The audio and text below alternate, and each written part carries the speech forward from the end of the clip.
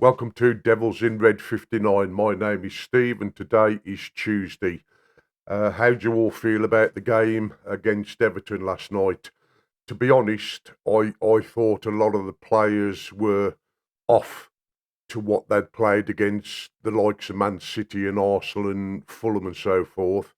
When we played West Ham, we didn't seem to be at our very best, but again, we were playing a low block, and I think that's what we experienced last night when we went to Everton. But I didn't really expect anything less. They were going to make it really hard for us.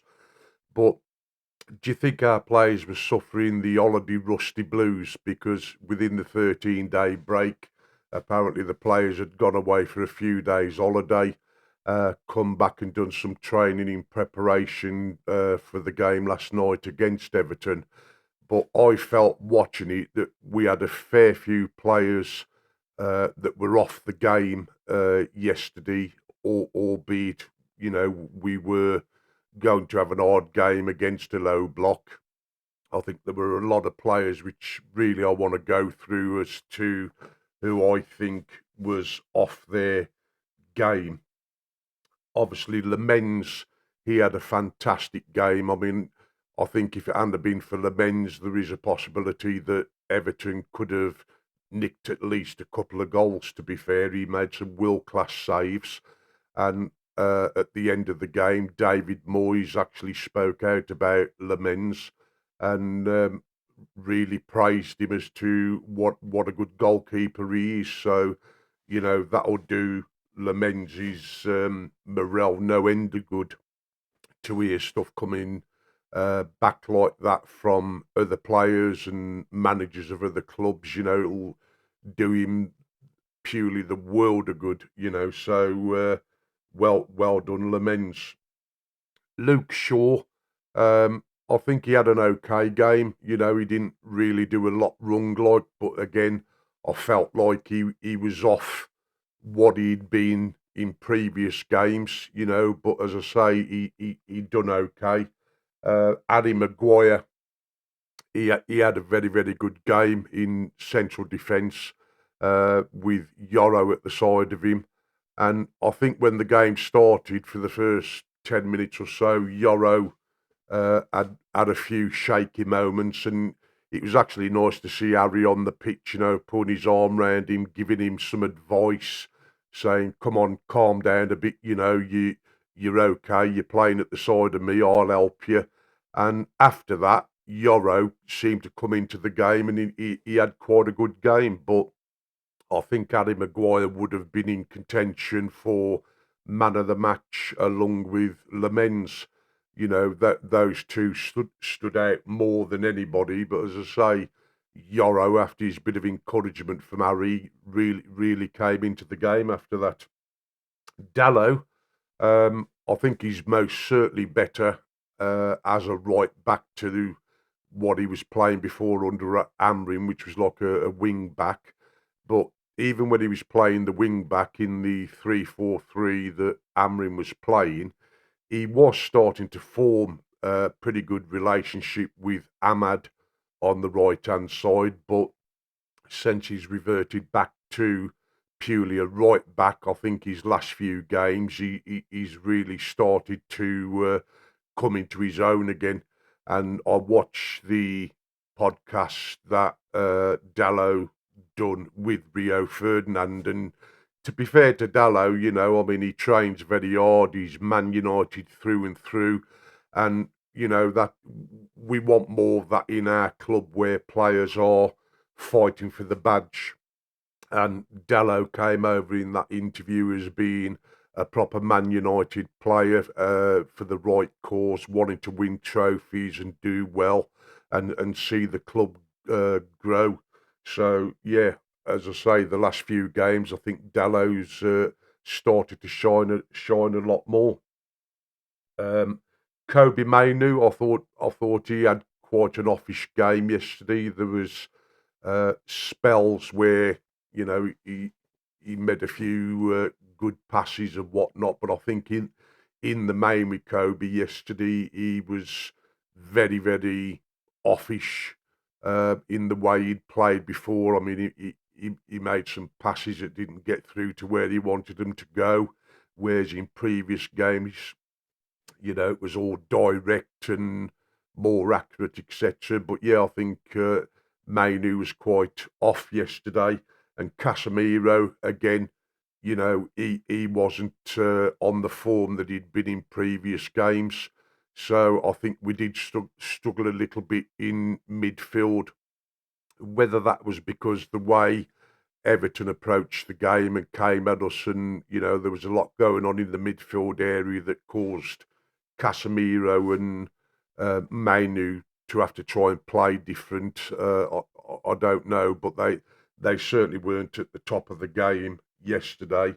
And another player, Bruno, to say he's playing in his natural number 10 position, I thought with the West Ham game and against Everton last night, he didn't seem to be in the game half as much as he usually is now, based on the last two games being low block opponents. I don't know whether that affects Bruno as to how he plays, but to me, he certainly didn't play the way he did against City and Arsenal and Fulham and that. He was really in everybody's face on that.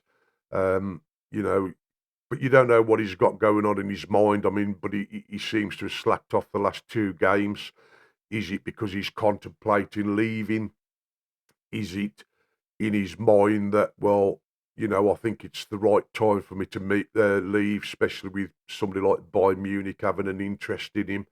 And he may well be thinking, well, the players that were bought in this summer, such as Mbumu, Kuna, um, Lamens, he might be thinking that they're starting to have an impact in the side. And if I leave now and next season they start doing well in the Champions League and competing well in cups, am I going to regret it?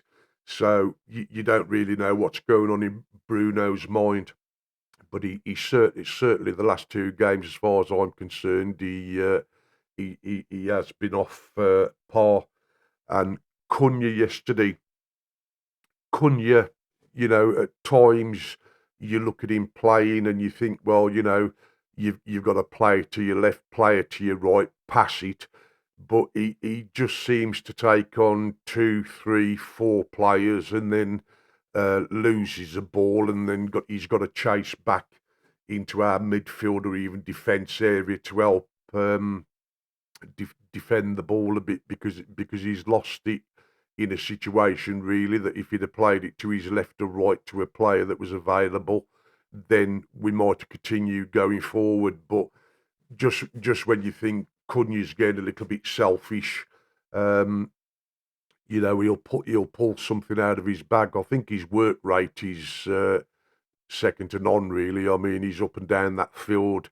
He is really playing out position to what he likes. I think on that left wing, I think he likes to be further into the middle of the play and get the ball at his feet and take the defenders on. So it could be that he's feeling a bit of impact about playing slightly out of position. But as I say, you can never write him off, because just when you think he's having a bad game, he'll pull something out the bag and really produce something or be part of something that's produced.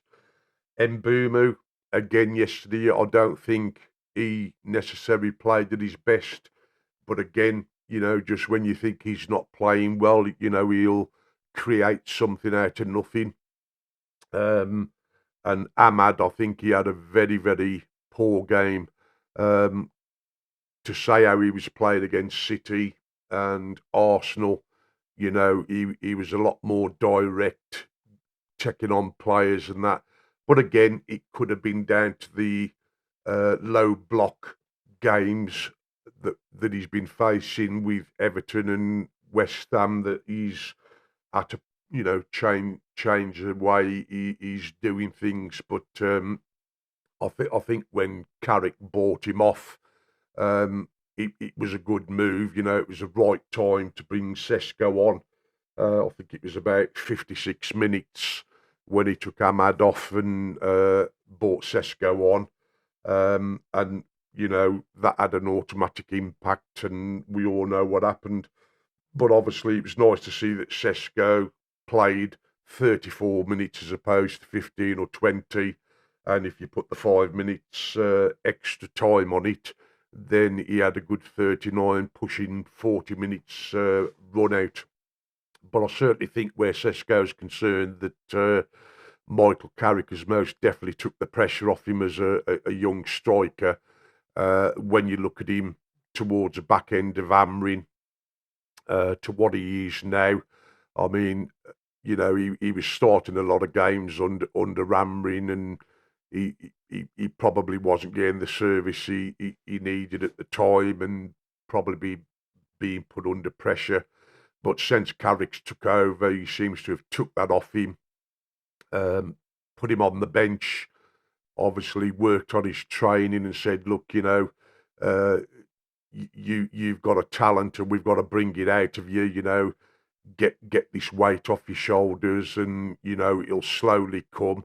And over the last few games coming off the bench, you can see that he is a different player altogether. He's coming on, he looks relaxed, he looks happy, he's getting involved in a lot more things, and he's scoring goals, and his last few goals have all been world class, to be fair to him. So yeah, it was really nice to see Sesko come on and get another goal and play a good number of minutes as well. So well done to Sesko. I mean, he'd have probably been in contention for man of the match for his goal, but as I say, when you look at the other end with what Maguire done and the way Lamens played, you know, to me, you'd have to give it Lamens, but it was very, very, very close for Harry Maguire to get man of the match as well. Um, just going on now to the departure of Casemiro. Obviously, it's been spoke about in the media about how we're probably going to suffer next season with losing Casemiro's aerial ability in the box. But realistically, I was quite shocked when I looked at a lot of our players. I mean, you've got Sesko at 6'5". You've got Xerxes at 6'4", albeit Xerxes not really playing much at the moment, and he's more than likely going to leave in the summer. And then you've got Harry Maguire at 6'4", and again, as we spoke about before, it looks like Harry Maguire is going to be signing a new contract. And after watching him yesterday, the way he was, sort of shadowing Yoro and talking to him and getting him to come out of his shell a little bit and calm him down, I can understand why people want Harry Maguire to stay for whether it be another 12 months or 2 years. So that obviously remains to be seen. And then obviously the Lamens, he's 6'4". I know he's the goalkeeper, but height as a goalkeeper has its benefits, and there are times that the goalkeeper, when under pressure towards the end of a game, if we need a goal or need to win a nicking goal, they do go up into the box. So again, you have got the height with Lamens. And then you've got Yoro at 6'3", Delit at 6'2", Heaven at 6'2", Casemiro 6'1", Dorgu at 6'1", Cunha at 6 foot, Dallo at 6 foot, and then it starts dropping down then to Mazraoui, Bruno and Shaw at 5'10", and then you've got Mainu at 5'9", Mount at 5'9", Martinez at 5'9", and Ahmad and Mbumu at 5'8". So we have got a lot of aerial height in that team, and there's probably one or two of the players that are involved within the squad at time to time that are probably pushing the 6 foot mark as well. Um, but you know, the way I look at that is, a lot of them 6 foot plus players are the starting players anyway, really, apart from Xerxes. So we have got a lot of aerial threat against teams when we, got set pieces and corners. And obviously the average age, I mean, if you take out the likes of Casemiro and Bruno, it's 30 odd, and Harry Maguire. I mean, the average age is sort of 23, 20, uh, 26, 28, so across the board, we have got players there in the early to middle 20s and pushing on towards latter 20s that can be involved in the club, for anything from 5 to 10 years plus, really. I mean, if you look at Yoro, I mean, Yoro's only 20, so I think Varane, when he left, he was about 35 or 36. So Yoro, realistically, as he gets better year in, year out, I mean, he could be here for sort of another 15, 16 years, which is a long time. Obviously, the likes of Luke Shaw, he's doing a job at the moment, and I mean, I'm quite surprised, same as a lot of people, that he's played every game this season, and he hasn't had an injury. But as people are saying, is it because of the World Cup year, and he wants to try and get into Thomas Tuchel's thoughts, and hopefully get into the World Cup, because at 30 years of age, it'd probably be his last one anyway. I think Luke Shaw's doing a job on the left hand side at the moment, especially with Dorgu being out, and we've got Leon that apparently will be coming through hopefully next season. It's highly rated, so Luke Shaw, is it time for him to move on, or is he going to be kept as possibly a bench player next year because he's only 30?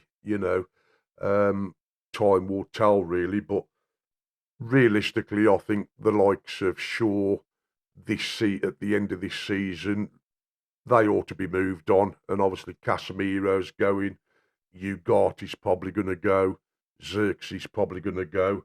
And I think we've got to look at people like Mason Mount. I mean, Mason Mount's 27. He started the season off okay, and when he is fit, like, he can contribute towards the team and something happening. But when you look at how many times he's been out this season, albeit not as long as previous seasons, he's still picking up injuries.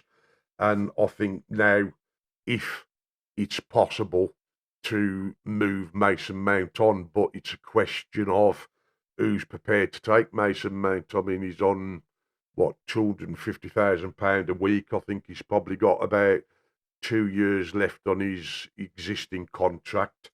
And with his injury record, I mean, I really can't see who is going to take him. So, are we going to be stuck with him for another 12 months after this, or is he going to have to be with us for the remainder of his contract, and we just use him purely as a bench player as and when he's fit? But I think it's things that Ineos have got to look at. I know probably there's going to be limited funds available for players that want to come in, and obviously our midfield's going to be the main priority.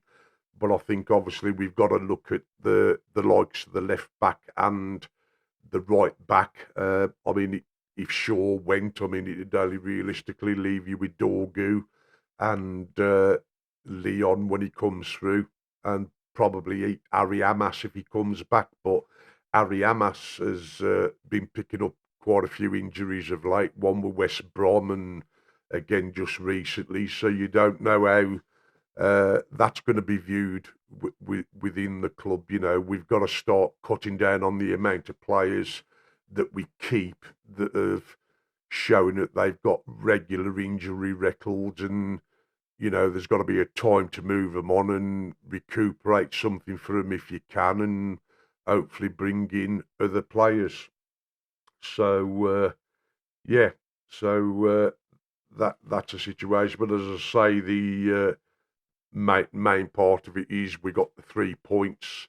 Um, Obviously, that's kept us in the top four.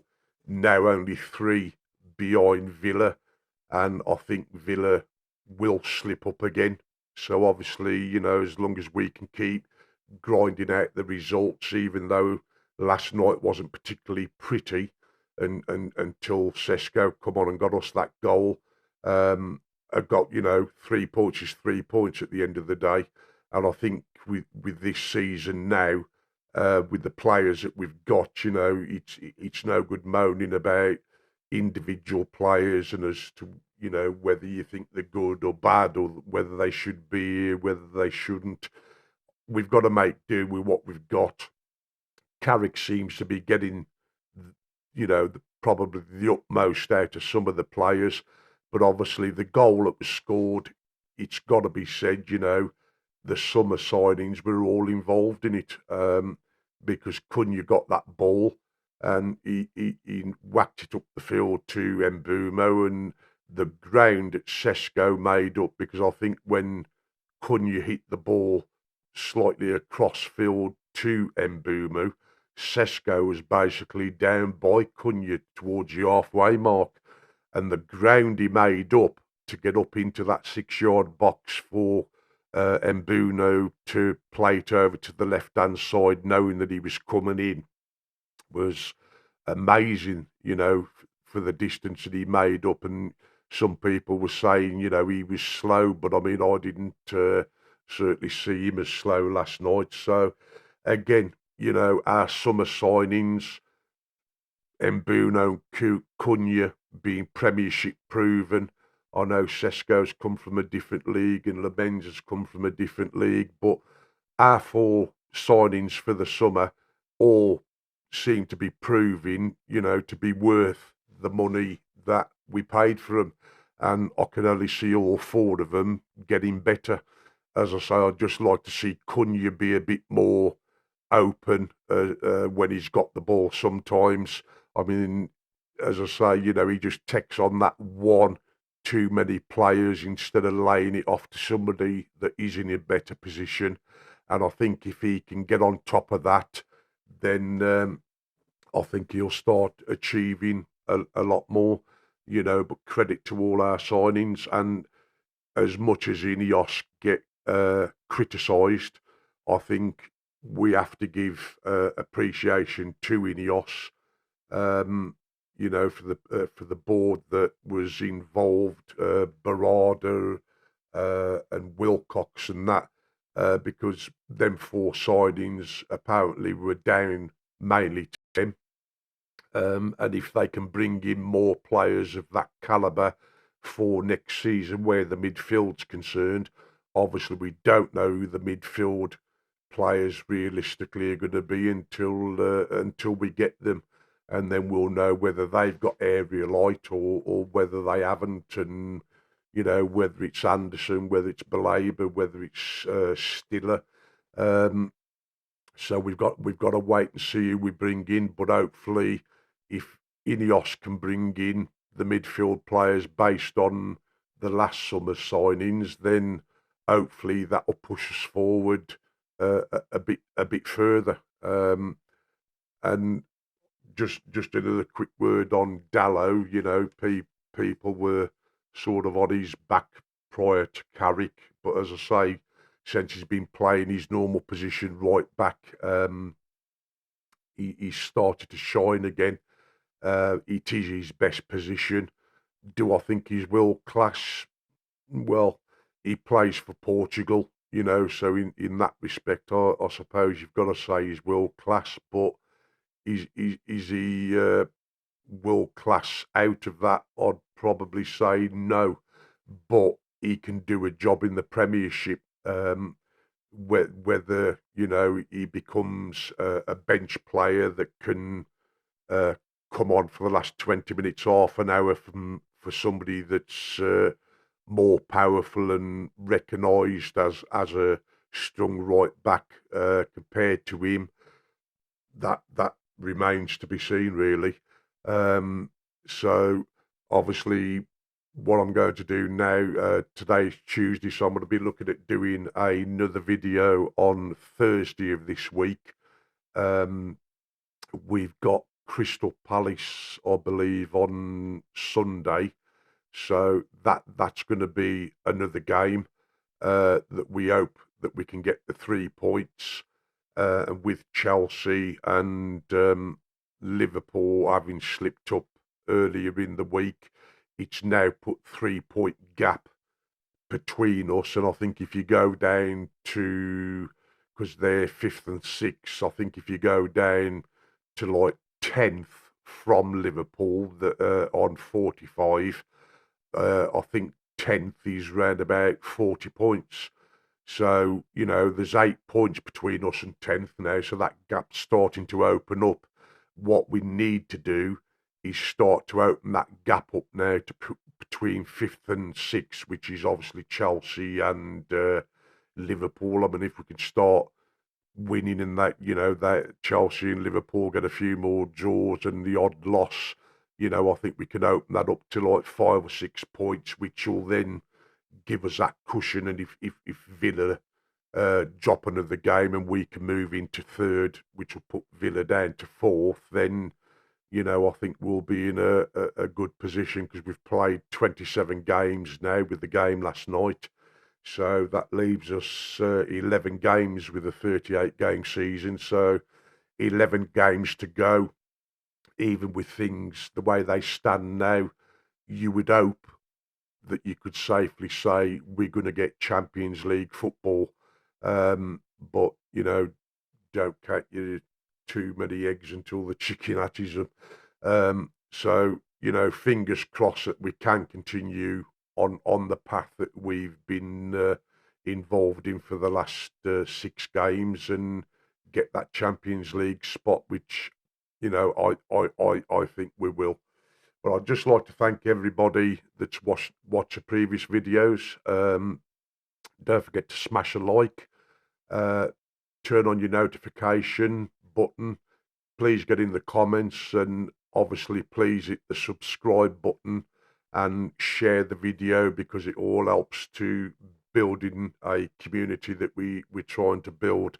And I look forward to doing another video on Thursday of this week. So thank you very much, and you all stay safe and have a good few days. Thank you.